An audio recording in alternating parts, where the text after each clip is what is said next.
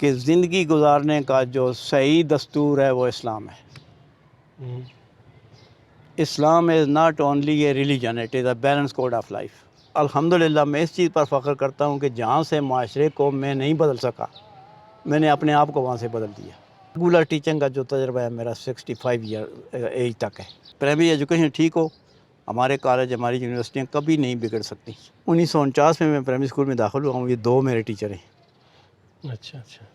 ان کے لیے میں دعا کرتا ہوں اللہ تعالیٰ ان کی مغفرت فرمائے.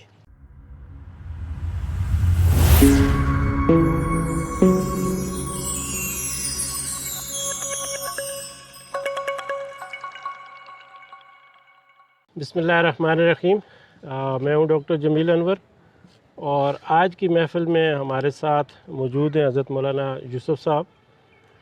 یہ میرے بھی استاد ہیں اور بہت سارے استادوں کے استاد ہیں، اور ہماری یہ خوش قسمتی کہ یہ ہمارے ساتھ موجود ہیں. ان کی زندگی بھرپور گزری ہے، تعلیم اور تدریس کے ساتھ ساتھ جو معاشرے میں جو آبزرویشن ہے ان کی وہ بہت سٹرونگ ہے.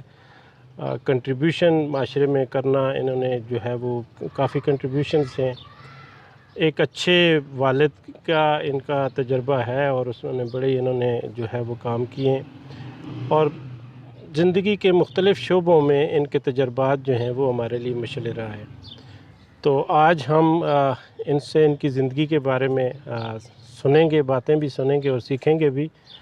تو سب سے پہلے تو میں شکریہ بھی ادا کروں گا، اور میں چاہوں گا کہ آپ اپنا ایک بھرپور سا تعارف کرائیں، جس میں آپ کا بیک گراؤنڈ، آپ نے تعلیم کہاں کہاں سے حاصل کی، کتنی حاصل کی، اور پھر کہاں پڑھایا، اور کس کس شعبے میں پڑھایا آپ نے. شکریہ ڈاکٹر جمیل صاحب، آپ نے میرے تجربات پر اعتماد کیا ہے. آپ کے سوال کے مطابق سب سے پہلے میں اپنا مختصر تعارف کراتا ہوں کہ میرا نام محمد یوسف ہے. گاؤں بیڑی میرا کے محلہ ڈنا، ایک پہاڑ کی چوٹی پر مجھے اللہ تعالیٰ نے جائے ولادت نصیب فرمائی ہے.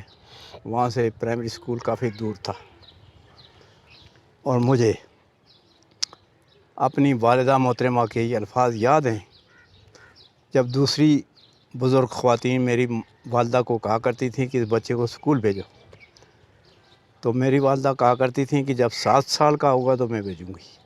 کیا بات. چنانچہ میری عمر جب 7 سال کی ہوئی تو میری والدہ محترمہ نے اللہ ان کی مغفرت فرمائے مجھے آمین. ڈنا سے پرائمری اسکول بانڈی میرا بھیجا. فاصلہ کافی تھا اور دشوار گزار راستہ بھی تھا. مجھے اسکول میں جا کر میرے والد محترم نے اللہ مغفرت داخل کرایا. میرے پہلے استاد مولوی میاں داد صاحب بگنوتر والے تھے. میں ان کی قبر پر جایا کرتا تھا. اب قبرستان مجھے معلوم ہے لیکن قبر نہیں مل رہی ہے. وہاں سے جب کبھی گزرتا ہوں تو میں ان کے لیے دعا کرتا ہوں. 6 مہینے وہ میرے ٹیچر رہے. 6 مہینے کے بعد 1950 میں وہ ٹیچر آئے جنہوں نے ہمارے گاؤں کی تعلیم کو ایکسیلریٹ کیا. ان کا نام ماسٹر علی اکبر مرحوم. یہ پہلے ٹیچر ہیں جنہوں نے بانڈی میرا میں تعلیم کو متعارف کرایا، اور لوگوں نے میٹرک تک تعلیم حاصل کی، کسی نے گریجویشن کی، کسی نے پوسٹ گریجویشن کی. اس کے بعد یہ سلسلہ ہمارے گاؤں میں تعلیم کا جو ہے جاری رہا ہے. 1949 میں پرائمری اسکول میں داخل ہوا ہوں. یہ 2 میرے ٹیچر ہیں. اچھا. ان کے لیے میں دعا کرتا ہوں اللہ تعالیٰ ان کی مغفرت فرمائے. 1954 میں نے جا کر 5ویں میں داخلہ لیا بگنوتر. اچھا. وہاں بہت سارے ٹیچر تھے، جن میں سے میرے جو خاص انسپائر کرنے والے ٹیچر تھے وہ سید سخاوت شاہ بخاری تھے.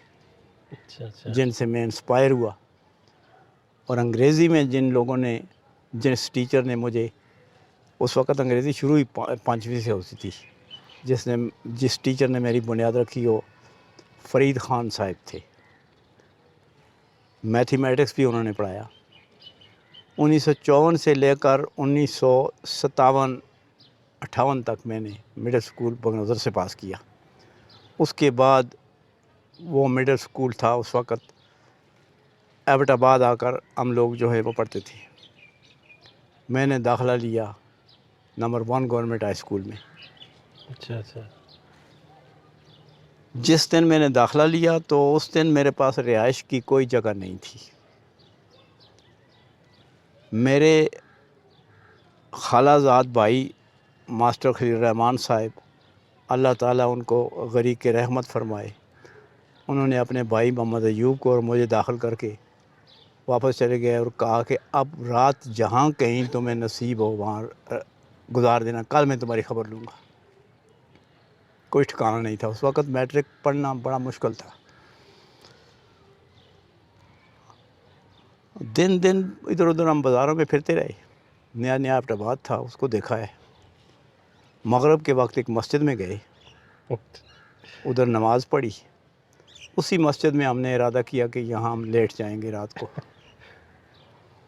اور صبح اسکول چلے جائیں گے. مغرب کی نماز پڑھنے کے بعد ادھر ہی ہم بیٹھ گئے دونوں، میں اور میرا خالہ زاد بھائی ایوب صاحب. عشاء کی نماز ہوئی، پھر بھی ہم ادھر ہی بیٹھے ہوئے تھے. تو مسجد کی انتظامیہ نے پوچھا کہ آپ پہلے بھی ادھر بیٹھے ہوئے تھے، اب بھی بیٹھے ہوئے ہیں، کیا خیال ہے آپ کا؟ ہم نے کہا ہمارے پاس تو گھر رہنے کے لیے کوئی جگہ نہیں ہے، اس رات گزاریں گے. انتظامیہ نے کہا نہیں، آپ یہاں رات نہیں گزار سکتے، کوئی اور بندوبست کریں. کالج کے 2 لڑکے تھے، پتہ نہیں کون تھے، بڑی غلطی ہے ہماری کہ ہم نے ان کا نام بھی یاد نہیں رکھا. وہ ہمیں اپنے ساتھ لے گئے. پتہ نہیں کس علاقے کے تھے. ایک نے مجھے اپنے پاس چرپائی پر سلایا، دوسرے نے میرے خالہ زاد بھائی کو سلایا اور یہ بھی کہا کہ کوئی ٹھکانہ آپ کو نہ ملے تو پھر آ جائیں. کیا بات ہے، کیا بات. نیکسٹ ڈے ہم اسکول میں گئے، چھٹی ہوئی تو تلاش کیا کہ رات کو ہم کہاں گزاریں. تو آپ کے چچا محترم اچھا اچھا. جو ابھی فوت ہوئے ہیں، گلزمان صاحب. گلزمان صاحب، اللہ اکبر. وہ مل گئے. انہوں نے کہا ہم 2 ہیں کمرے میں، ہمارے پاس آ جائیں. یہ جو جلال بابا آڈیٹوریم ہے ادھر کمرے تھے، صحیح. ان کے پاس ہم ایک دن بھی رہے، دوسرے دن بھی رہے، تیسرے دن بھی ان کے پاس رہے. لیکن وہ کمرہ چھوٹا تھا، مٹی چھت تو چادروں کا تھا لیکن مٹی کی دیواریں تھیں، مٹی کا فرش تھا. تو ہم نے سمجھا کہ اب کسی طرح گزارا نہیں ہے. 2 وہ ہیں تو 2 ہی آدمیوں کا کمرہ ہے، تو ہم 4 کس طرح یہاں رہیں گے. ادھر ہم نے پھرنا شروع کر دیا اسکیال میں. اور اس اسکیال میں ایک بزرگ تھے جن کا نام تھا ٹھیکیدار محمود خان. کمرہ تلاش کرتے کرتے ادھر گئے تو انہوں نے کہا بیٹا آپ ادھر ہماری بیٹھک میں رہیں، آپ قرآن جانتے ہیں؟ میں نے کہا میں قرآن پڑھنا جانتا ہوں. میرے اس بچے کو قرآن پڑھائیں، ادھر رہیں، آپ سے کوئی کرایہ نہیں ہے. 2 سال ہم اس کے گھر میں رہے. یہ سامنے قبر ہے اس بزرگ کی. اچھا اچھا. ماشاء اللہ. میں نے وہ قبر جو ہے اپنے لڑکوں کو بتائی ہوئی ہے کہ اس بزرگ کا احسان ہے. ان قبروں والے کو لیے بھی دعا کریں اور خصوصی طور پر اس کا بات کو بھی یاد رکھیں. 2 سال ہم ادھر رہے گی. اچھا. ایک کمرہ بھی ادھر ابھی موجود ہے. وہ کمرہ میں جب اس سے گزرتا ہوں تو اس کمرے کو دیکھتا ہوں. 2 سال یہاں رہنے، خود رہائش اختیار کی، خود پکایا، خود کھایا، اسکول پڑھا. میٹرک ہو گئی ماشاء اللہ. میٹرک ہونے کے بعد پھر رزلٹ آیا جون 1960 میں، جولائی 1960 میں رزلٹ آیا اور اگست میں نے سروس اختیار کر لی. Primary teacher. ہاں، پہلے سوال کا جواب تو آپ کا مکمل ہو گیا کہ یہ تو میں آپ نے نے تعلیم کیسے حاصل کی. ریگولر تعلیم میٹرک تک، پھر آپ پرائمری اسکول میں آ گئے اور اس کے بعد پھر آپ نے تعلیم کا سلسلہ دوبارہ پھر شروع میں کیا. ٹیچر بن گیا. ٹیچر بن گئے. 10 اگست 1960 کو میں نے باحثیت primary teacher government primary school نگری مکول میں اچھا. جا کر چارج لیا. صحیح. اور اگست ستمبر اکتوبر نومبر تک وہاں پڑھایا، دسمبر تک، 22 دسمبر کو چھٹیاں ہوئیں صحیح. تو آرڈر مل گیا جی ٹریننگ کا. ہوں. بس وہ سروس ادھر ہی مکمل کر کے دسمبر تک، مارچ کو میں نے ایلیمنٹری کالج ہری پور میں ٹیچر ٹریننگ کے لیے میں چلا گیا. صحیح ہے. سن 61-62 میں نے جے وی، اس وقت پرائمری ٹیچر کی جو پوسٹ تھی اس کی ٹریننگ کا نام تھا جونیئر ورنیکولر، اچھا اچھا. بریفلی جے وی. جی. بڑی اچھی ٹریننگ ہوتی تھی، کوئی 10-12 سبجیکٹ ہوتے تھے. صحیح. وہ ٹریننگ آج کل میرے خیال میں کچھ ٹریننگ کے انداز بدل گئے ہیں، ہو سکتا ہے اس سے بہتر ہو، لیکن میں سمجھتا ہوں وہ بہتر تھی. سبجیکٹ الگ پڑھایا جاتا تھا اور سبجیکٹ کے پڑھائی کا طریقہ، تدریس اردو ایک الگ سبجیکٹ تھا اور اردو سبجیکٹ ایک الگ سبجیکٹ تھا. 1 سال ٹریننگ کا پورا کیا تو میری اپائنٹمنٹ ہوئی ہے 15 اپریل 1962 کو گورنمنٹ پرائمری اسکول چہان. اچھا اچھا. ماشاء اللہ. چہان میں جا کر میں نے چارج لیا جی 15 اپریل 1962 کو، بغیر بلڈنگ، نو بلڈنگ نو اسکول، اوپن اس میں. اوپننگ کی میں نے اس اسکول کی، اچھا. جس کو کہتے ہیں اجرا کیا. ہوں. جب میں نے اسکول کو اجرا کیا تو نہ 1 دیوار تھی، نہ 2 تھی، نہ کوئی، نہ 4 دیواری، نہ چھت. چارج لے لیا، مسجد کے سین میں بیٹھ گیا. صحیح. کرسی نہیں ہوتی تھی، اللہ اکبر. کرسی نہیں ہوتی تھی. ٹیچر کے لیے بھی کرسی نہیں. نہیں کوئی کرسی اس گاؤں میں کرسی نہیں تھی. اللہ. میرے گھر میں بھی کرسی نہیں تھی. ہمارے گھروں میں ٹیبل کرسی اس وقت نہیں تھی. کسی کے گھر میں ہوئی ہوگی، میرے گھر میں نہیں تھی. تو میں نے ان گاؤں والوں کو کہا کہ مجھے بیٹھنے کے لیے تو کچھ دیں. انہوں نے مجھے چھوٹا سا کھٹولا جو ہے وہ بیٹھنے کے لیے دیا. میں نے کہا اب میں بیٹھ گیا ہوں، میں ٹیچر ہوں، صحیح. یہ مسجد کا سین سکول ہے، بچے بھیجو، میں ادھر ہی شروع کرتا ہوں پڑھائی. مکان بھی نہیں مل رہا تھا کیونکہ ایک مکان ایک خاندان کے لیے، کوئی خالی مکان جو ہے وہ نہیں تھا. 10 دن 15 دن بیٹھا رہا، کوئی بچہ اسکول میں داخل ہونے کے لیے نہیں آیا. اسکول میں بچے داخل نہ ہونے کی سب سے بڑی وجہ یہ تھی کہ وہ گھر جتنے بھی تھے وہ زمیندار گھرانے تھے. کسی گھر میں 2 بھینسیں، کسی گھر میں 1 بھینس، 2 گاوے، بھیڑیں، بکریاں، یہ گھر میں، ہر گھر میں تھی. بالکل بھرپور کاشتکاری کا ماحول تھا. وہ یہ یہ سوچ رہے تھے کہ اگر بچے ہمارے اسکول میں چلے گئے تو یہ مویشی کون چرائے گا. 10 دن 15 دن غالباً، مجھے صحیح دن کی تعداد معلوم نہیں ہے، کوئی بچہ داخل ہونے کے لیے نہیں آیا. میں نے گاؤں کے چند بزرگ جو ہیں ان کو بلایا. میں نے کہا جتنے دن ہو گئے میں یہاں بیٹھا ہوا ہوں، کوئی بچہ داخل. جی بچہ داخل کرا تو سڑے مویشی کون چراسی.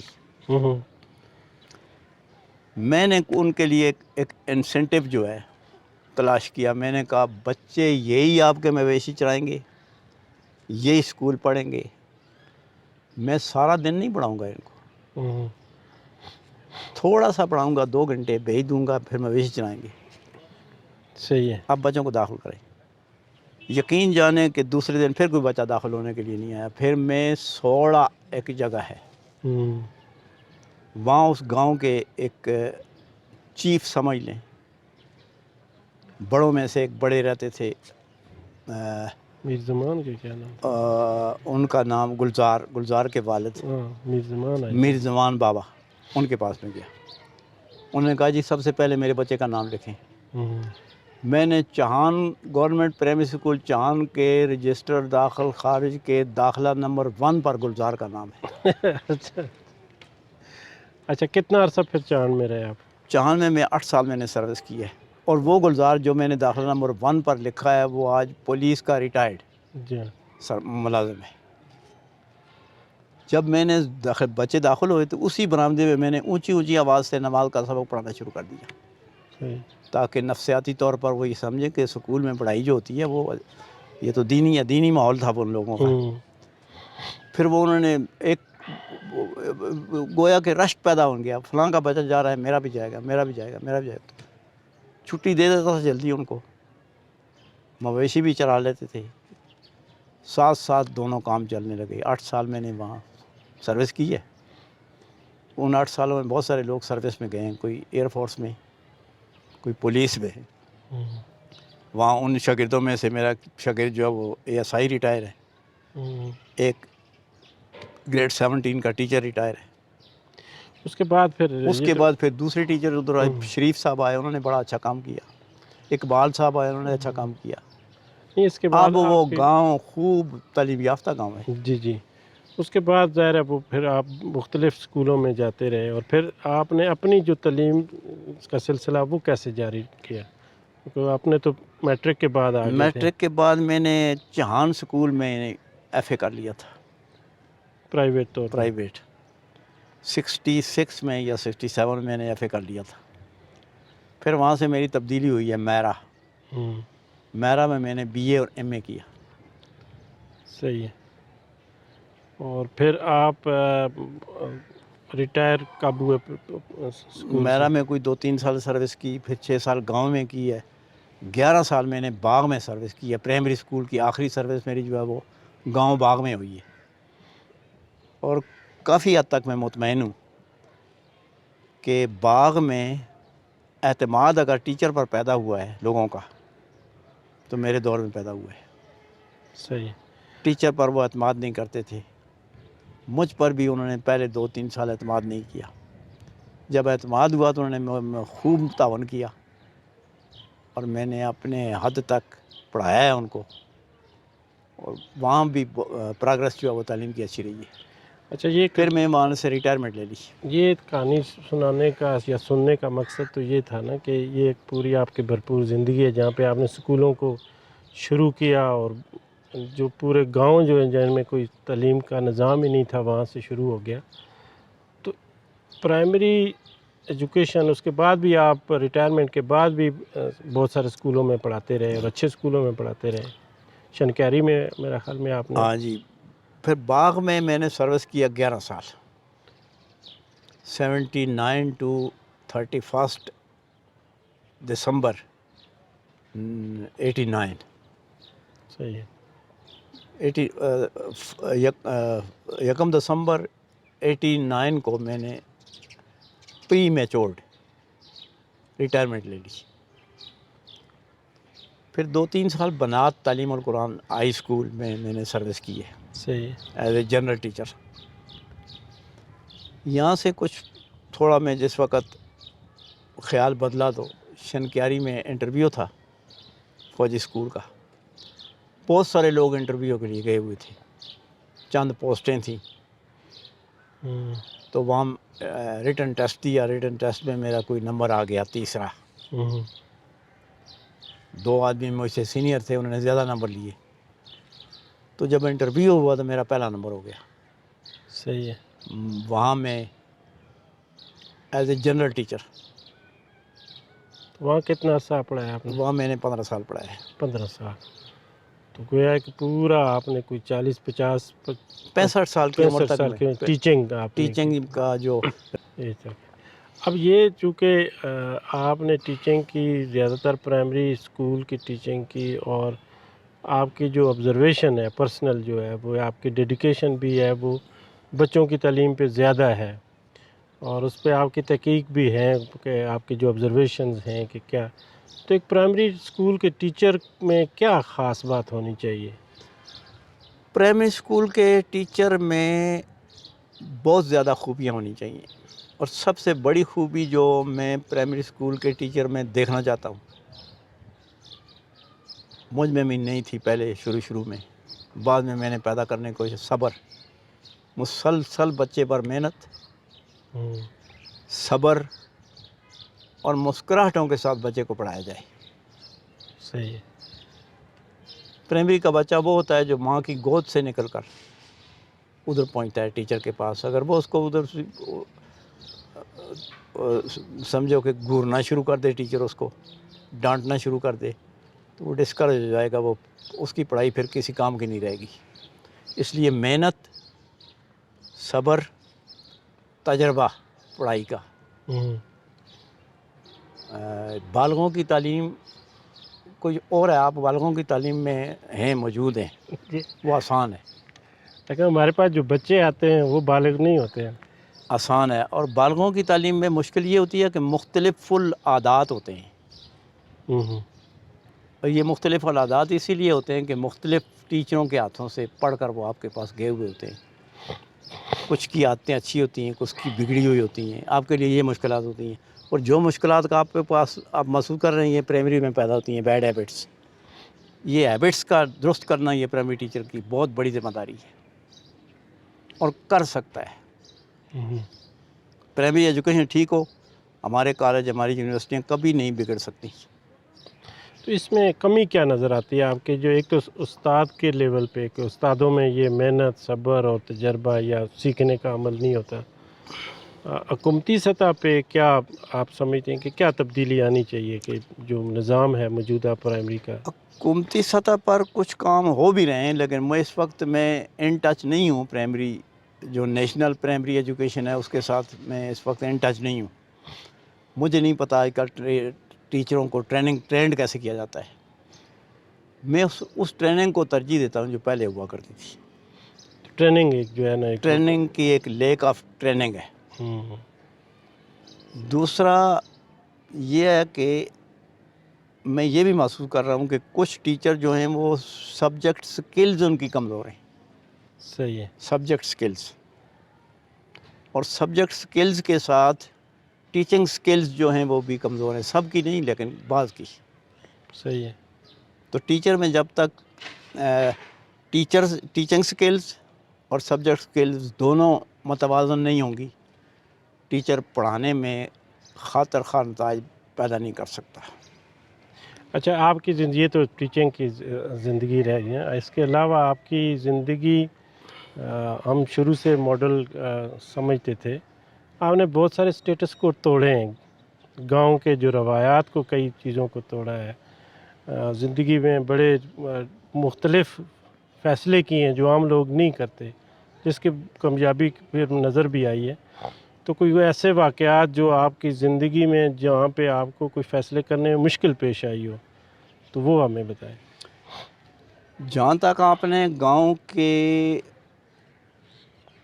کس چیز کو، رواجات کو یا ایک ٹریڈیشن جو ہے ہماری ٹریڈیشنز میں ایک مداخلت، چھوٹی سی دنیا میں رہ کے اسی کو کامیابی سمجھ لینا، اور اصل میں جب میں ہری پور ایلیمنٹری کالج میں تھا تو کچھ نظریاتی ٹیچر وہاں مل گئے جنہوں نے مجھے دینی تعلیم کی طرف راغب کر دیا۔ ایک استاد میرے زندہ ہیں، اچھا اچھا باقی فوت ہو گئے۔ ایک گرمان عباسی صاحب ابھی زندہ ہیں۔ اچھا اچھا انہوں نے ہمارا رخ جو ہے وہ جماعت اسلامی کی طرف پھیر دیا۔ درس قرآن میں ہم بیٹھتے تھے، مولانا عبدالقیوم خطیب جو رہے ہیں ادھر ایبٹ آباد میں، وہ اس وقت خطیب ہری پور تھے، تو ہم ہاسٹل کے اسٹوڈنٹس پر گرمان عباسی صاحب ہمارے جو ہاسٹل کے سپرنٹینڈنٹ تھے، انہوں نے پابندی لگا دی کہ مغرب کا کھانا کھانے سے پہلے اب درس میں شامل ہوں گے۔ صحیح ہے۔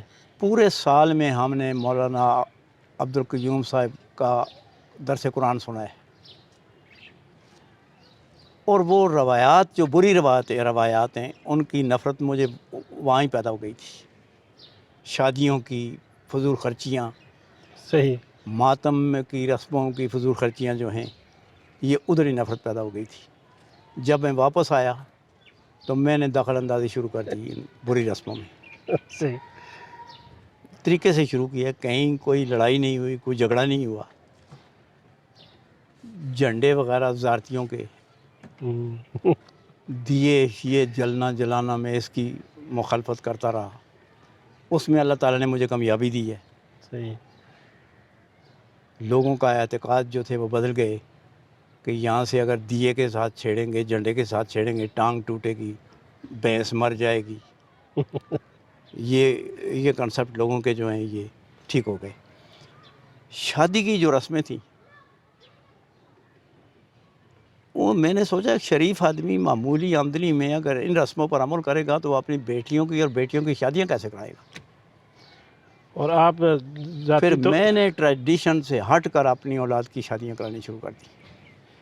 اب اس میں چونکہ میں اس نے سوال اس لیے بھی کیا ہے کہ آپ ماشاءاللہ آپ کے بچے زیادہ بچے ہیں اور آپ نے 11 شادیاں کرائی ہیں ان میں نے. کی 11 شادیاں بھی کروائی ہیں اور 11 کو یونیورسٹی تک بھی بھیجا ہے. تو تھوڑا سا اس پہ بھی نظر ڈالیں اپنے فیملی بچوں کے حساب سے. تو میں اپنے بچوں کو اس مشکل حالات میں میری یہ کوشش تھی کہ ان کی پرائمری تعلیم ٹھیک ہو.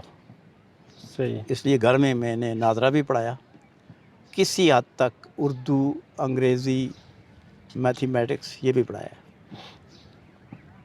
اور ادھر ہی میرے سجاد نے میٹرک کر لی, ارشاد نے میٹرک کر لی. بڑی بچی نے تو میٹرک ادھر نہیں کیا, وہ میں نے ادھر شہر میں بھیج دی لڑکیاں ہاسٹل میں. تنخواہ بالکل معمولی تھی.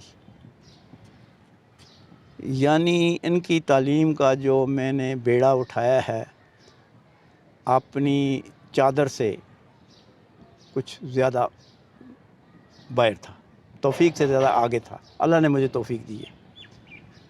اب یہ ایک مشکل ایک کام ہے لڑکی نا. کو میں نے ہاسٹل میں داخل کرایا. میں پہلی لڑکی جو آفٹر بعد ہاسٹل میں داخل ہوئی ہے وہ غالباً شاید میری لڑکی ہے. پھر اس کے بعد گاؤں کے لوگ لڑکیوں کو ہاؤس ہاسٹل میں داخل کرانا شروع کر دی. انہوں نے مجھے فالو کیا ہے, رشتہ داروں نے بھی اور دوسرے برادری کے لوگوں نے بھی. دوسری لڑکی کو بھی میں تیسری کو بھی داخل کر دیا ہاسٹل میں, چوتھی بھی ہاسٹل میں. ایک لڑکا جو ہے وہ ادھر ماموں کے پاس رہ کر زائد پڑھ رہا تھا. پھر جس وقت میں نے سوچا کہ اب ہاسٹل یعنی کہ میٹرک کر گئے, سجاد کو میں نے گجرانوالہ میں جا کر داخل کر دیا. سروس میں نے اس کو نہیں بھیجا, جامعہ عربیہ میں داخل کر دیا. ارشاد جو ہے وہ چلا گیا والٹن ریلوے کالج میں, اسکول میں.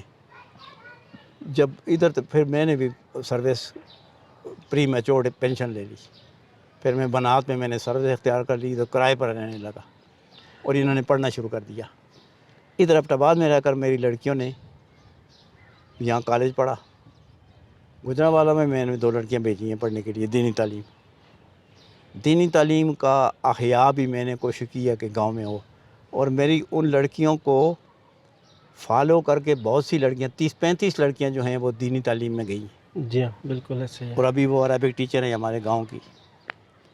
تو دینی تعلیم کو میں نے فروغ دینے کی کوشش کی ہے, اسکول کی تعلیم کو میں نے فروغ دینے کی کوشش کی ہے. اللہ نے مجھے کامیابی دی ہے, میری اس میں کوئی توفیق نہیں ہے. جب میں نے پینشن لی اس وقت میری 2217 روپے تنخواہ تھی, اور جب میری 2217 تنخواہ تھی تو میری 4 لڑکیاں جو ہیں وہ ہاسٹل میں تھیں. یہ سوال میں نے 2 لڑکے پنجاب میں تھے. اس لیے بھی پوچھا ہے کہ چونکہ آج کل لوگ تو 1-2 بچے ہوتے ہیں اور ان پہ بھی تربیت نہیں کر سکتے. آج کا جو چیلنج یہ ہے پیرنٹس کے لیے کہ وہ اپنے وسائل میں اور حلال وسائل میں رہ کے اور ان کی تعلیم اور پھر ان کی شادیاں بھی یہ کیسے کروا سکتے ہیں. یہ ایک بہت بڑا چیلنج ہے اور لوگ اس کو نہیں سمجھتے اور مسائل میں چلے جاتے ہیں. تو آپ تو ایک باپ کی حیثیت سے جس نے یہ پروسیس پورا کیا ہے, تعلیم والا بھی اور ان کی شادیاں وقت پہ کروائی ہیں بس آپ نے.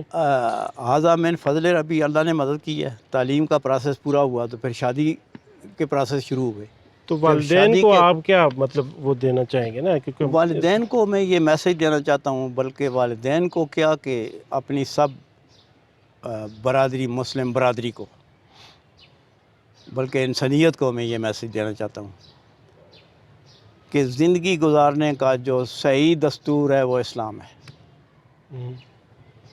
اسلام is not only a religion, it is a balance code of life. صحیح. شادیاں کرنے کے طریقے اس میں موجود ہیں, موت کے طریقے اسلام میں موجود ہیں. ہمیں تکلیف وہاں ہوتی ہے جہاں ہم اسلام کو چھوڑ کر اپنی روایات پر جاتے ہیں. تو جب میرے بچوں کی تعلیم کچھ مکمل ہوئی, کچھ پڑھ رہے تھے, پھر شادیوں کا سلسلہ آیا, میں نے اسلام کو فالو کیا. قرض لے کر میں نے کسی بچے کی شادی نہیں کرائی. صحیح ہے. بڑی بڑی دعوتیں میں نے نہیں کی. صحیح. چائے پر بھی میں نے شادی کرائی ہے, شادی کرانی تھی نا. صحیح ہے. چائے بسکٹ پر بھی شادی کرا دی ہے. میری برادری نے میرے ساتھ تعاون کیا. صحیح. لوگ سمجھ گئے کہ یہ چیزیں ہاں جو ہیں انہوں نے تعاون کیا. بعض لوگوں نے مجھے نکو کہا ہے، بعض لوگوں نے کہا یہ ٹھیک کر رہا ہے، صحیح ہے. لیکن میں اپنی جگہ مطمئن تھا. میں نے شادیاں کرانی تھی، صحیح. تعلیم دلانی تھی، شادیاں کرانی تھی. میں نے شادی، آخری لڑکے کی شادی ہوئی، کوئی قرضہ نہیں تھا مجھ پر، اس پر بھی کوئی قرضہ نہیں تھا. یہ بہت بڑی بات ہے. یہ کہنا آسان ہے لیکن یہ بہت بڑی بات ہے. چھوٹی چھوٹی براتیں، چھوٹی چھوٹی دعوتیں، بسکٹ کی دعوتیں، کزنوں کی دعوتیں کرا کر دی ہیں میں نے. آپ لوگوں کو شاید میں نے نہیں بلایا کسی شادی میں. نہیں بولا. صحیح ہے. ہاں، اچھا، اتنی بھرپور آپ نے زندگی گزاری اور میں نے 11 شادیاں کیسے کر سکتا تھا میں اگر اس طرح روایات پر جاتا تھا. یہ سب کے لیے چیلنج ہے میرا خیال میں. اور کیلکولیٹ پھر کریں. بہن بھائیوں نے ایک دوسرے کی شادیوں میں بڑی مدد کی ہے. صحیح. بہن بھائیوں نے پھر میرے سر سے یہ بوجھ اتار کر انہوں نے اپنے سر لے لیا. بس یہ آپ کی بڑی خوش قسمتی ہے. سجاد نے لے لیا، زاہد نے لے لیا، دوسروں نے اپنا بوجھ آپ اٹھانے لگے. صحیح. اچھا، یہ اب زندگی کو مڑ کے دیکھتے ہیں، آپ کی بھرپور زندگی گزری ہے، اسٹرگل میں گزری ہے، محنت میں گزری ہے، اور آپ کو ریوارڈ بھی ملے ہیں. تو اس پہ آپ جب پیچھے مڑ کے دیکھتے ہیں تو کیا کوئی 3 واقعات ایسے ہیں جس پہ آپ فخر محسوس کر سکتے ہیں زندگی میں کہ یہ میں نے کام زبردست کیے ہیں؟ پیچھے مڑ کر زندگی میں دیکھتا ہوں تو میں یہ سمجھتا ہوں کہ جو کچھ میں کرنا چاہتا تھا میں نہیں کر سکا. اس معاشرے کو بدلنا چاہتا تھا، نہیں بدل سکا. لیکن الحمدللہ میں اس چیز پر فخر کرتا ہوں کہ جہاں سے معاشرے کو میں نہیں بدل سکا، میں نے اپنے آپ کو وہاں سے بدل دیا. صحیح. موت کی رسمیں ہیں، اب تک لوگ اس میں ڈوبے ہوئے ہیں. میں نے علیحدگی اختیار کر لی ہے. موت کی رسموں کو بھی ہمیں چاہیے کہ اسلامائز کریں ہم. صحیح ہے. یہ بڑی بڑی مہمانی ہیں جس میں لاکھ لاکھ روپیہ خرچ ہوتا ہے، یہ کون کھاتے ہیں؟ یہ وہ تو نہیں کھاتے جو سوگوار ہوتے ہیں. سوگوار تو بھوکے رہتے ہیں، وہ تو کھلانے میں لگے رہتے ہیں، کھاتے تو نہیں ہیں. صحیح. اس لیے جہاں سے میں معاشرے کو نہیں بدل سکا، میں نے کوشش کیا کہ خود وہاں سے کنارہ کشی اختیار کرنا. ایک تو یہ بات ایک کی بات، اس چیز پر مجھے فخر ہے. صحیح ہے. پوری طرح میں نہیں کر سکا. صحیح ہے. اب میں کوشش کرتا ہوں کہ میرے نقش قدم پر یہ میرے بیٹے بیٹیاں جو ہیں وہ چلیں. جس چیز کو انسان نہ بدل سکے، ایک بدعت ہے، اس کو نہیں آپ قوم میں سے ختم نہیں کر سکتے. خود اس پر نہ عمل کریں. صحیح. اس کے علاوہ کوئی بات، مطلب یہ ہے کہ اس کے علاوہ کوئی چیز ایسی ہو جس پہ آپ کہیں کہ یہ میں نے زبردست کام کیا ہے؟ شکر تو کرنا چاہیے نا کہ یہ کام جو ہے نا وہ میں نے جو ہے وہ میں دل کرتا تھا، میں نے کیا، اور یہ مجھے فخر بھی ہے اس پہ. بس مجھے یہ فخر ہے کہ میں نے ہتھیار نہیں ڈالے. صحیح. لڑکوں کی تعلیم کسی حد تک، جس حد تک میں کرنا چاہتا تھا وہاں تک نہیں کر سکا، لیکن کسی حد تک مجھے اللہ تعالیٰ نے کرنے کی توفیق دی. اپنی اولاد کی تعلیم بھی اور لوگوں کے بچوں کو بھی تعلیم جو میں نے دی ہے. نیت میری صاف تھی. کوتاہیاں ہوئی ہیں، وہ ہوئی ہوں گی، اللہ معاف فرمائے، لیکن جس سکول میں نے پڑھایا میری نیت خالص تھی.